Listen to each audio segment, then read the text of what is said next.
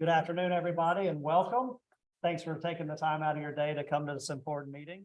I'm Drew Bartlett, Executive Director for the South Florida Water Management District, and I'm really looking forward to the engagement today. So what I'm more looking forward to is introducing my boss, a local resident over here. He's board member Ben Butler for the South Florida Water Management District. He's going to kick this thing off. Ben?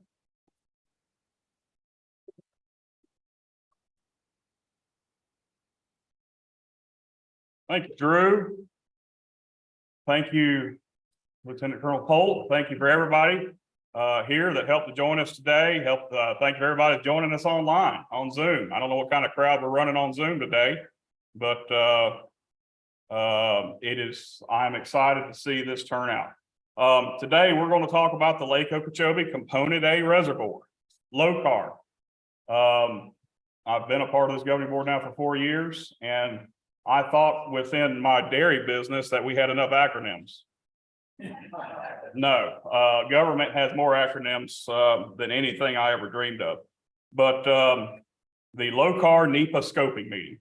And we're here today to, get a first look at some possible ideas and locations for a reservoir to store approximately 200,000 acre feet of water north of Lake Okeechobee. Since the year 2000, when the comprehensive Everglades restoration plan was adopted, passed by Congress, signed by the president in a bipartisan way, a storage feature north of Lake Okeechobee has always been a part of that plan. And storage features all the way around Lake Okeechobee: storage east, storage west, storage south. All those components are underway today. It's the northern component that we haven't quite got going yet. We're not starting from scratch. This program, many of you remember several years ago, I remember it fondly, seeing a scoping meeting for the Lake Okeechobee Watershed Restoration Plan, just a couple miles down the way. And through that process, we've learned a lot about siting reservoirs north of the lake. And at that time, several reservoirs were considered, and previous concerns from the stakeholders, tribes, were taken into account and reevaluated one of the original sites that were discussed back then. And that is why we are here today. I can tell you with the Lake Okeechobee Watershed Restoration Project, or LORP, again, another great acronym, that one of the major components of LORP is underground water storage, aquifer storage and recovery wells. I can tell you that that is still fully underway. The South Florida Water Management District is implementing their science plan and moving forward with that project for hopefully another large amount of acre feet of storage as we move forward. But I do want to say that this feasibility study, LOCAR, is not associated with the LORP project. So what is a scoping meeting? I mentioned NEPA. Again, another one of them acronyms. National Environmental Policy Act of 1969. In that act that was federally passed is there's a framework for how these type of projects are presented to the public, and gathering public input, public engagement from the very beginning and moving forward. Now, I will also tell you that in that, and I'm learning, dumb dairy farmers learning this, but the process is pretty rigid. Today, we are at a NEPA scoping meeting. And but this rigid process can be frustrating for all the parties that are involved. Essentially, what you will hear today from the presentation from the South Florida Water Management District and our partners, the U.S. Army Corps of Engineers, are about what they're thinking in a very preliminary type sense. You'll be given a chance to offer comments, but our staff during this NEPA meeting will not be allowed to answer any questions. They are constrained again by the rules of NEPA. So we have planned several opportunities for you to ask questions in coming up. May the 4th, here at the Okeechobee Service Center, from about 10 to 12 in the morning, there will be, what do we call it? A community meeting. No formal presentation there, but if you, after today's presentations and looking around the room, if you develop more questions as you go forward, feel free to come on out to that community meeting at the Okeechobee Service Center, May the 4th 10 to 12 in the morning. In addition, if you have any other questions, the project manager on this is Liz Kaneha. She'll be one of our presenters today. And she's got an email address, and I don't know if she may even share a telephone number or something. I don't know, but Liz is a great resource. Liz has been involved in the district projects north of Lake Okeechobee for many years, and she's become intimately knowing on what's going on up here. So I would encourage you to reach out to Liz if you have any questions. In addition, the district has started a web page for LOCAR. If you go to sfwmd.gov, little search bar at the top, type in LOCAR. Again, LOCAR, there's no W in there, LOCAR. I had somebody else try to tell me they were typing in LOWCAR. It didn't work. It won't work, LOCAR. But that'll take you to a web page the district set up. I would imagine this presentation and a lot of other stuff will be available there. Again, thank you for coming. Thank you for your interest. Thank you for your participation in this process. It is critical to its success. My hope is that we can provide a clear explanation and that everyone will have an opportunity to participate in a meaningful way to ensure that this project, storage north of Lake Okeechobee above ground, is a success. I want to go ahead and we're going to bring up our next speaker. Who we got? We've got with the Army Corps, Miss Gretchen Onger. Thank you, Mr. Butler. My name is Dr. Gretchen Ellinger. I am the Environmental Branch Chief in the Planning Division in the Jacksonville Corps of Engineers office. And today I'm going to be going over the National Environmental Policy Act. And what I'm going to be explaining to you guys today is a little bit different than what you probably have normally seen on other SERP or comprehensive Everglades restoration projects, like Lako Watershed Restoration Project, because this is a Section 203 study. So the South Florida Water Management District is doing a Section 203 study on their own, and they are going through the process to scope the reservoirs north of the lake, and the Corps of Engineers as the federal agency is doing the NEPA. So it's different that we're not doing it together. We're doing it together, but they're kind of two different parallel tracks, because what's going to happen is that the Section 203 study is going to be, so Jennifer's going to explain this after the NEPA piece, but they're undertaking the feasibility study, and then they're going to be giving it to the Assistant Secretary of the Army for potential approval. And then we need to have the federal activities such as the NEPA, all the consultations with the other resource agencies to go in with that study, and then to be proposed to Congress. So so this might be a little bit different than regular CERT projects in terms of PDTs and all that stuff, if you've done other projects with the Corps and the Water Management District. So, what is NEPA? NEPA is the federal law that requires federal agencies to consider environmental impacts of proposed studies that are, because of a major federal project, will have significant effect on the quality of the human environment. And this is an open process, so we want to solicit and consider your public comments and views and proposals from the start to the finish. We do consult with the tribes, states, local governments concerning the plans. And then we provide agencies chances to coordinate, and especially if there's overlap in where these projects might go. So the NEPA process, we start with the scoping. Here we're trying to figure out, what is the broad scope of this study? What are we looking at? How are we going to narrow it down? What are the goals and objectives? Get input from stakeholders on what you would like to see, what you don't want to see. And then we, the Water Management District, will be coming up with their plans. The Corps will be doing a NEPA document, and there's three types of NEPA documents: a categorical exclusion, environmental assessment, or an environmental impact statement. Categorical exclusions are really if you're going to have a very insignificant effect on the human environment. environmental assessment if you're going to have some impact, but if you're going to have a major impact, both, either beneficial or, negative, you do an environmental impact statement. Given the size of these projects, pretty much every project that we do in South Florida turns out to be an EIS, but we can't be pre-decisional yet. So it will be either an EA or an EIS at this point. So we will be the Corps of Engineers will be drafting that NEPA document. That will again go out for public review, for comments, and then we get to a record of decision after the agency. So at this point, the agency decision is going to be at the Assistant Secretary of the Army's office, not the usual Corps of Engineers office.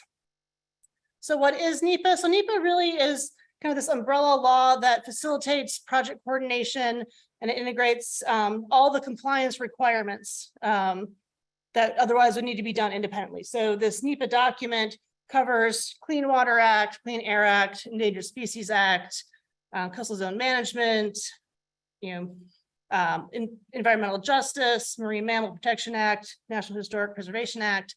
And you can see all those compliance and laws, rules, and regulations that are covered in our NEPA document. So again, so this applies to all federal actions. And so the decision, the analysis that the Corps is doing is on the proposed actions that are being done by the Water Management District. So again, this is a little bit different than our regular SERP studies. The Water Management District is proposing, their plan. They're going to go through their process to get to, final array and then a, recommended plan, while we'll be doing the analysis on those proposed plans and the effect of those as the federal action. So we consider, evaluate, and document the effects of these proposed actions, and that goes into the decision-making. And as you can see from the slide, we are right now at the STAR, which is the public input for scoping. Then there'll be a draft document. The draft document will go out for public review and comment. So you guys will have a chance to provide comments at that time.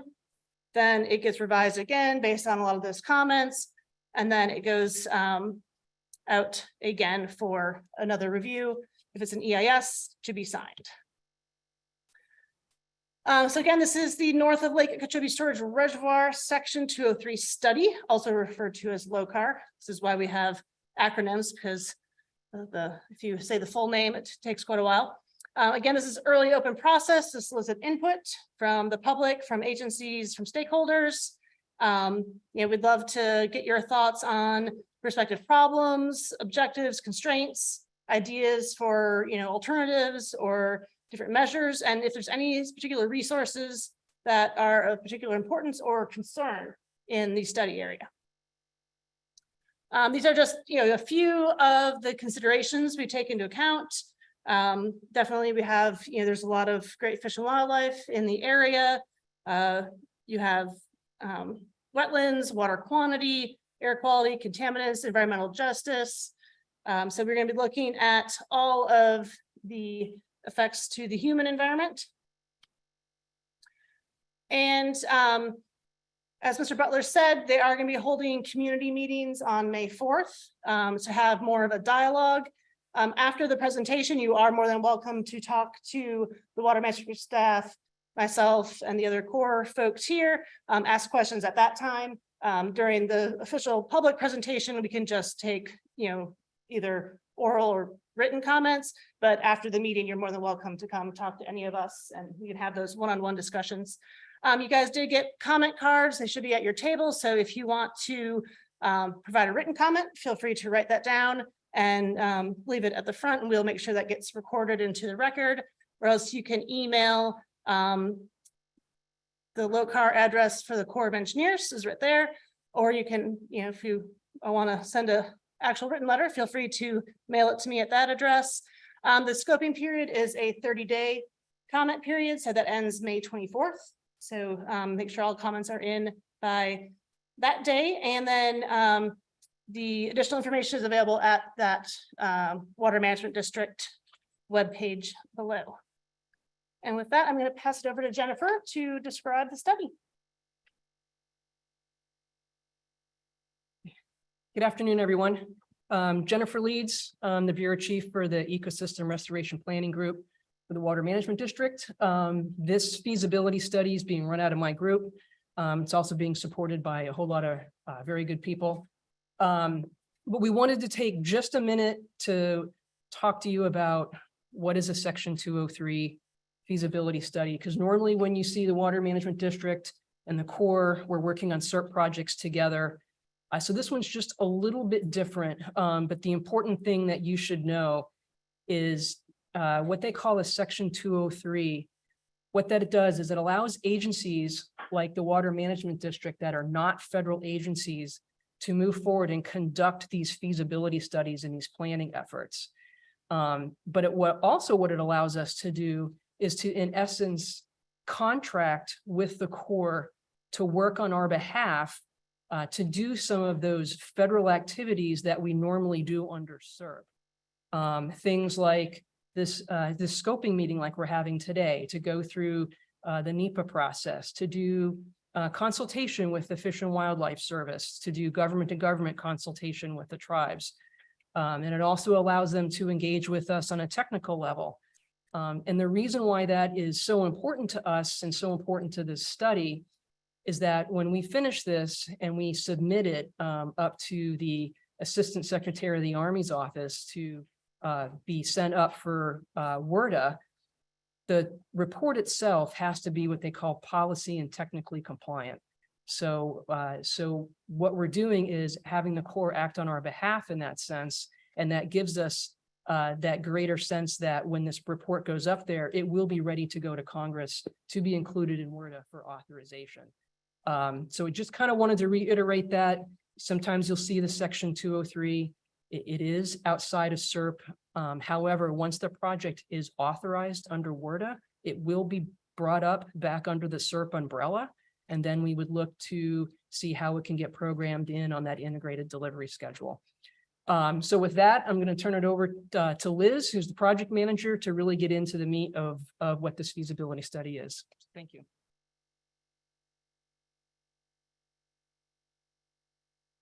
All right. All right. Hello, everyone. My name is Liz Caneja, project manager of the north of Lake Okeechobee Storage Reservoir, Section 203.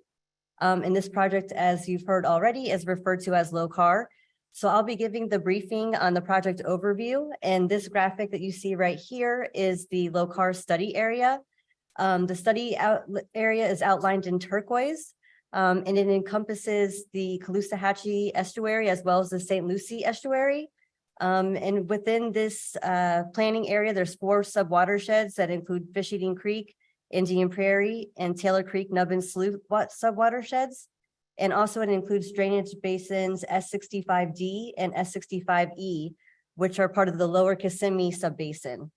So you may recall that this study area looks really familiar to the Lake Okeechobee Watershed Restoration Project, also called LORP. So you heard Ben talk about that earlier. It is a very similar planning area, but LORP looked at different features. LORP was looking at wetlands and ASR wells, and this project is focusing solely on above ground storage. So they're not going to be competing against each other. They're separable projects. So the goal of the Lake Okeechobee Component A reservoir is to provide approximately 200,000 acre feet of storage north of Lake Okeechobee. The purpose of LOCAR is to store water during wet periods when there's excess water in the system, and later use the water during dry periods when the Lake Okeechobee water levels are low. The increased storage capacity will help with the lake and keep it within the ecologically preferred band, and also help benefit the lake's ecosystems. The project will also benefit the Caloosahatchee and St. Lucie estuaries by helping to reduce some of those discharges that impact their ecosystems from the lake. So as you see our poster earlier, this is the same exact slide. Here are some potential reservoir locations that we're considering at this point. This is our initial array of alternatives. All of them are targeting the same amount of storage, which is 200,000 acre feet of storage, but the acreages for each of the footprints will vary between 12,000 and 19,000 acres. And also the depth of the water will vary based on the acreage. So we're targeting somewhere between 10 feet or 18 feet of water. So on the subsequent slides, I'll zoom into the footprints to talk a little bit more about them. So this is LOCAR alternative 1 that we refer to as a potential reservoir. It's approximately 12,000 acres in size, and it will hold approximately 18 feet of water. It's bordered to the south by the C41A canal. This is LOCAR alternative 2, which is referred to as the dual reservoir. You'll see that the southern reservoir looks really familiar, really similar to the first alternative, but it also has a second reservoir to the north, and they will be connected by a canal to operate together. So the northern reservoir is bounded by the Istapoga Canal, and the southern reservoir is bounded at the south end by the C41A canal. And these two features together will be 19,000 acres in size. And again, storage volume the same, 200,000 acre feet, and they will hold approximately 10.2 feet of water. So this is LOCAR alternative 3, which is referred to as the north-south reservoir. It's bordered to the north by the Istapoga Canal and to the south by the C41A canal. It's approximately 13,700 acres in size. Its storage depth is approximately 14 feet. And again, the storage volume is targeting 200,000 acre feet. With all of these project potential footprints, some benefits and improvements are expected, such as improvements in lake ecology, improvements in marsh habitat, vegetation communities, and improving conditions for both emergent and submergent aquatic vegetations within the lake along the littoral zones. Increased fish, invertebrates, and plankton populations. Improve the timing and distribution of flows to the estuaries. Improve water supply, reliability to existing legal water users of the area, and provide economic and recreation opportunities. The LOCAR project must maintain certain requirements, laws, and policies, which include maintaining flood protection levels for agricultural and urban lands, maintain existing levels of service for existing water users in the area, maintain the rates of the Seminole Tribe of Florida, as well as their water compacts, and also maintain access to Lake Okeechobee and navigation within the watershed. So we've already seen this or talked about it a few times, but once again, here is our webpage. It can be found at www.sfwmd.gov/LOCAR. On our webpage, you'll see information about future engagements, future upcoming meetings. Also, this presentation will be posted sometime today between 10 and 5. So if there's anything in particular you want to go back and refer to, it will be available for you. And my information is most likely in one of the handouts on there. So here's our webpage, and please feel free to visit it. And this is the slide that Gretchen showed a little bit earlier regarding the comment period. So we'll go ahead and begin that. But once again, if you don't feel comfortable speaking up in front of everybody, you can drop your comment card in the boxes outside, or we can walk around with the mic and we'll call out your name and begin the public comment period. Or you can submit it via email at the email address there that you see, and we'll go from there. So we'll go ahead and get started. Georgia, do you want to tell us who's first?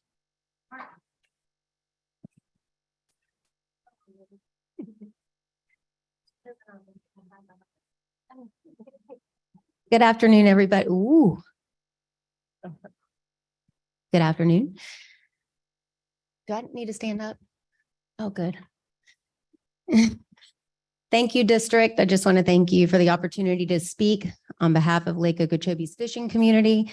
My name is Suzanne Martin, and I am the executive director for Anglers of Lake Okeechobee, which is a large advocacy group, or the largest advocacy group representing Lake's community of anglers. Lake Okeechobee is the liquid heart of Florida and the center of our industry's economy. Without a healthy lake, we wouldn't be able to have the worldwide bass fishing destination that we have, which contributes millions of dollars annually to Florida's economy. I'm here today to express and support for LOCAR, which is a critical component of the Lake Okeechobee's watershed restoration project. But I'm also here to tell you that I think that we need to keep our focus still on a very major component of northern storage, which are our ASR wells. And I know you all, I know that these are two separate projects, but I just want to reiterate how important it is for us to do this in conjunction with, and there's just no way that just one is going to be able to meet our above ground storage needs. The ASRs are our workhorses of this project, and without them, I just would really like to encourage everybody to keep that going. The statistics on Lake O bear repeating. Every year, 95% of the water in Lake O comes from the areas north of Lake O. Every day that is spent not moving toward building additional storage is a day that is spent not slowing the flow and not helping to address downstream issues like harmful coastal discharges. AFLO stands strongly in support of completing this entire project. We recently launched an online petition drive to show exactly how many fishermen and women support completing this northern storage. To date, we have reached more than 600,000 anglers from around the world and received thousands of signatures in support. Our message to slow the flow is not just a slogan, and it's an essential step. It's an essential step our state and federal government must take to address water issues in Lake Okeechobee and beyond. I want to thank the Florida legislature for once again providing funding to make even more progress on finishing Lake Okeechobee restoration project. And I encourage our federal partners to take the same steps to include this essential project in the future. Our fishing community thanks you for giving this issue the attention it deserves. Lake Okeechobee thanks you, and AFLO is proud to support both the ASR wells and the above ground storage component of this project. Thank you so much.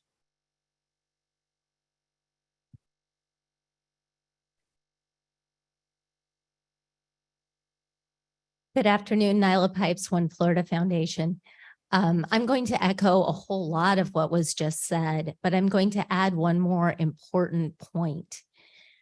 I have been a champion. Our organization has been championing northern storage for over a decade now. And when we first got involved in this conversation, I actually took quite a few arrows to the back as a result of that, because everything was about southern storage and the efforts we needed to make south of the lake. We have to have not only northern storage in the form of ASR, as Ms. Suzanne just said, but also this reservoir. We know that we need both above and below options. And the important point I want to make is we have to do that in conjunction with our landowners. I am in support of this, but we need to make sure that we have willing sellers. We need to make sure that we are still allowing continuity for our fur-bearing animals. We have to take all of those things into account. So I just wanted to add that at this point in time, and I'm looking forward to being a part of this planning process finally. Thank you.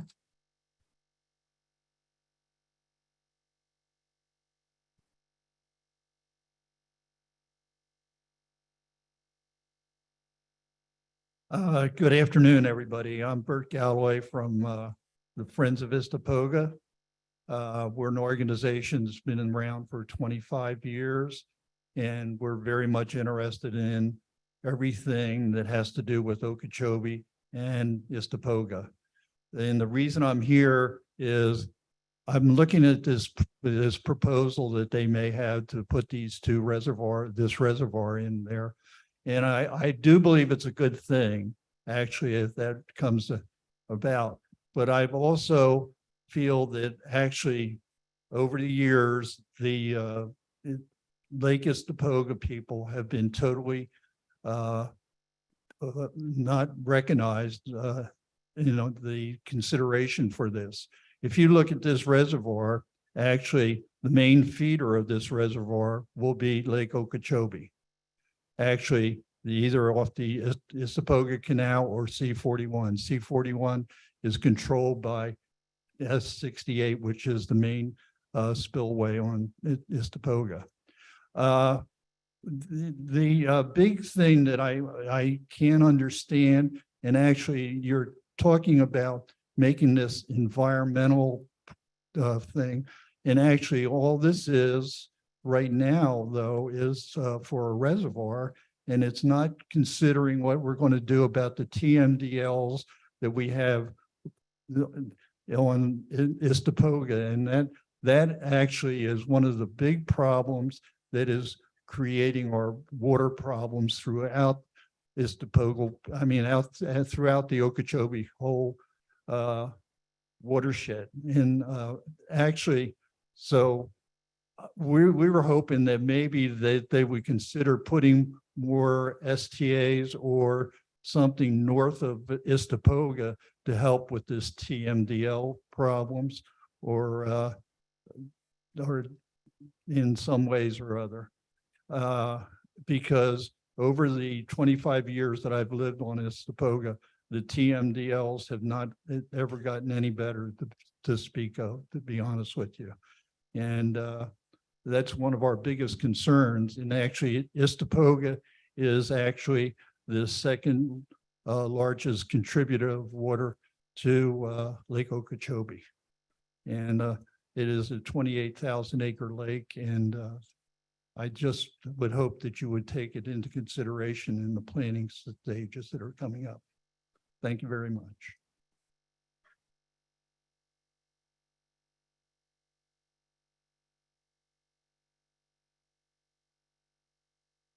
Thank you, pardon you, for not getting up today.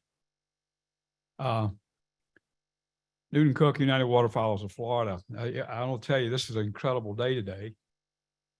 It's a very early step forward. But finally, we're getting attention to 96% of the water and pollution that flows into the heart of the Everglades, Lake Okeechobee. And guess where that water goes? It goes out to St. Lucie. It goes out to Caloosahatchee. It goes south into the Everglades. Finally, after 15 years. And yet I sat here knowing that in 2003, I stood up at a meeting just like this, PR meeting, I think it was, on EAA1 and EAA2 in support. We need those reservoirs.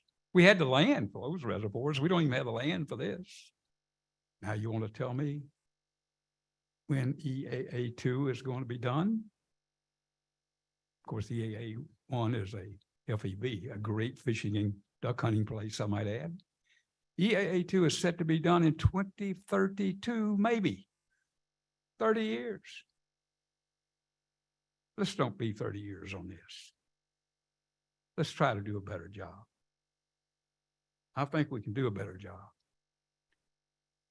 Now, Jerry Krentz and I, when these things start like this, back in the day before we retired, we reminded the Corps and the district that the public has rights to use these facilities, and it's supposed to be a certain amount of dollars in the plan.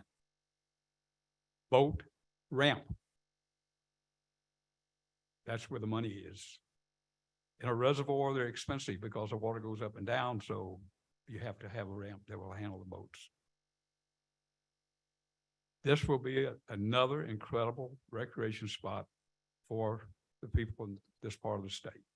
It's very important that they go in the beginning, not wake up in the middle to get these facilities in the plans. Thank you very much. Okay, any other public comments?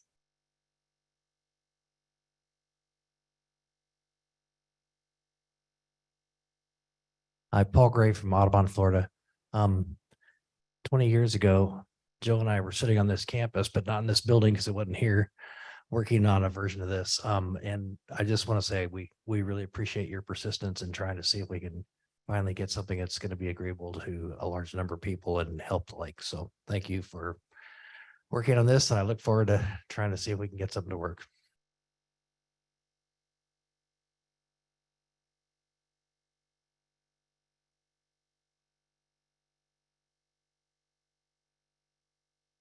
All right, thank you everyone for joining us. And for those that are online, please feel free to submit your comments via email, or you can actually submit your comments in the Q&A feature.